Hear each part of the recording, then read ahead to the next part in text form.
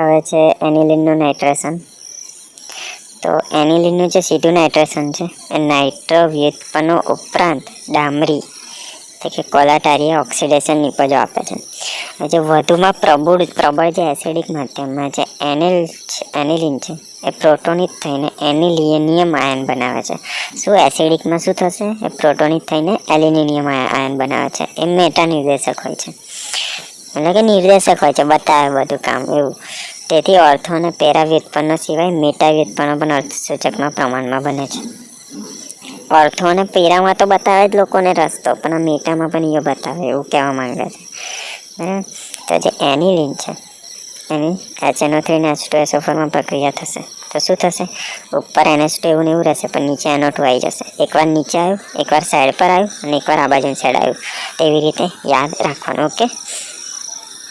જોકે જે acetic hydride વડે એસિટિલેશન પ્રક્રિયા દ્વારા જે NH2 સમૂહને સંરક્ષિત કરીને નાઇટ્રેશન પ્રક્રિયાને નિયંત્રિત કરી શકાય છે. કઈ પ્રક્રિયા દ્વારા? એસિટિલેશન પ્રક્રિયા દ્વારા એને નિયંત્રિત કરી શકાય છે. ઓકે. અને પી નાઇટ્રો વ્યુત્પન્ન મુખ્ય નિપજ તરીકે મેળવી શકાય છે. મતલબ કે NH2 છે એનિલિન અને CH3CH2OH પ્રક્રિયા કરીશું. ઓકે. તો NHCOCH3 થઈ જશે. એની પછી HNO3H2SO4 પ્રક્રિયા કરીશું તો શું થશે? NHCOCH3 એવું જ રહેશે, પણ નીચે NO2 આવી જશે. પાછી OH માઇનસ કરીશું તો ઉપર પાછું NH2 આવી જશે. અહીંયા NH2 હતું ને છેલ્લા પાછું આવી જશે, નીચેનું NO2 એવું રહેશે, બરાબર. હવે એનિલિનની ડાય એઝોટાઇલેશન પ્રક્રિયા આપી જે લાલ એઝોરંગક અને આછો પીળો એઝોરંગક બનાવવાની ફક્ત પ્રક્રિયાઓ. ઓકે. તો જે પ્રાથમિક જે એરોમેટિક એમાઇન સંયોજનોનું ડાયએઝોનિયમ ક્ષારમાં પરિવર્તન થાય એને શું કહેવાય? ડાયએઝોટાઇઝેશન. ઓકે.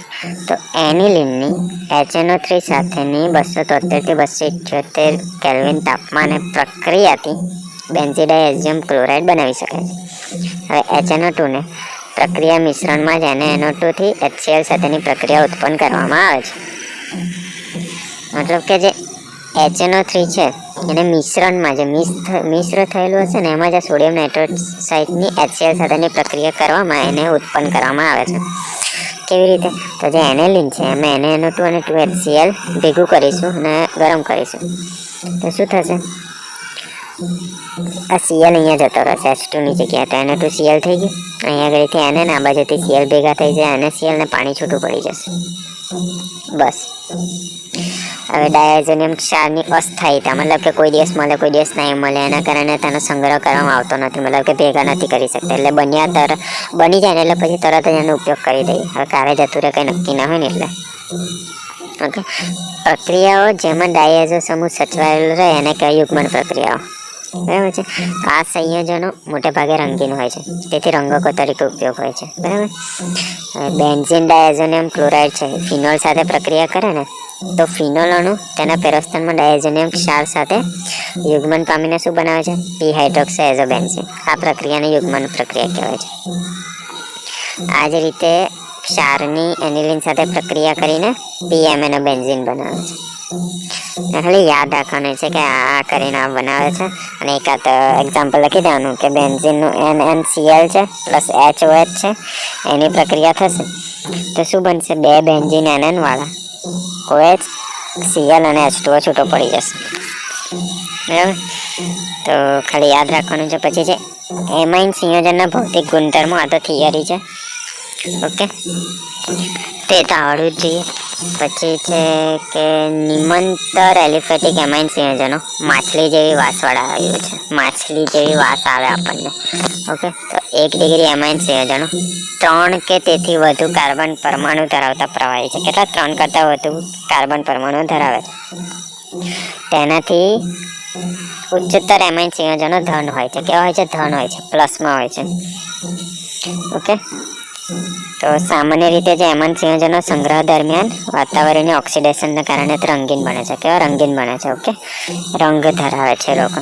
હવે નિમ્નતર એલિફેટિક એમાઇન સંયોજનો પાણીમાં દ્રાવ્ય હોય છે, એટલે કે ડુબાડી શકાય છે, કારણ કે પાણીના જંતુઓ સાથે હાઇડ્રોજન બંધ બનાવે છે, H આવી જાય છે. હવે એમાઇન સંયોજનમાં જે જળ વિરાગી આલ્કાઇલ ભાગનું કદ વધવાના કારણે મોલર દળ વધે છે અને એના કારણે દ્રાવ્યતા ઘટે છે. ઓકે, તો જે ઉચ્ચતર એમાઇન સંયોજનો એ પાણીમાં અદ્રાવ્ય હોય છે. આયુ તે દ્રાવ્ય હતું ને આ માટે અદ્રાવ્ય છે ઉચ્ચતર વાળું. ઓકે, કાર્બનિક દ્રાવકો જેવા કે આલ્કોહોલ, ઇથર અને બેન્ઝીનમાં એ લોકો દ્રાવ્ય હોય છે કાર્બનિક દ્રાવકોમાં. ઓકે, પછી આ બધું લખી દેવાનું કે પ્રાથમિક એમાઇન સંયોજનમાંથી H બંધના નિર્માણ માટે H પરમાણુઓ પ્રાપ્ત હોય છે. H જોઈતું હોય તો H તો જોઈએ ને પહેલા. તેથી પ્રાથમિક એમાઇન સંયોજનમાં 2 ડિગ્રી એમાઇન સંયોજનો કરતાં વધુ હોય છે જે જોડાણ હોય છે, અને 3માં કેવું હોય, H બંધ બંધવા માટે H હોતા નથી. તેથી સમઘટિત એમાઇન સંયોજનમાં ઉત્કલન બિંદુનો ક્રમ 1નો મોટો હોય છે, પછી 2 કરતાં 1નો મોટો હોય છે, પછી 3 કરતાં 2નો મોટો હોય છે, એવું હોય. બરાબર. આમાં આકૃતિ કેવી રીતે દોરવાની, પહેલા RNH આવશે, પછી R ઉપર જતું રહેશે, H નીચે આવતું રહેશે. ઓકે, પછી R આ બાજુ આવતો રહેશે અને H અહીંયા આવતું રહેશે. ઓકે, અહીંયા આગળ R અહીંયા જ રહેશે, H આ બાજુ આવતો રહેશે ને અહીંયા આગળ. તો એવી રીતે યાદ રાખવાનું. પછી આ તો કંઈ યાદ રાખવા જેવું કંઈ છે નહીં. ઓકે, તો આટલું કરી લેવાનું.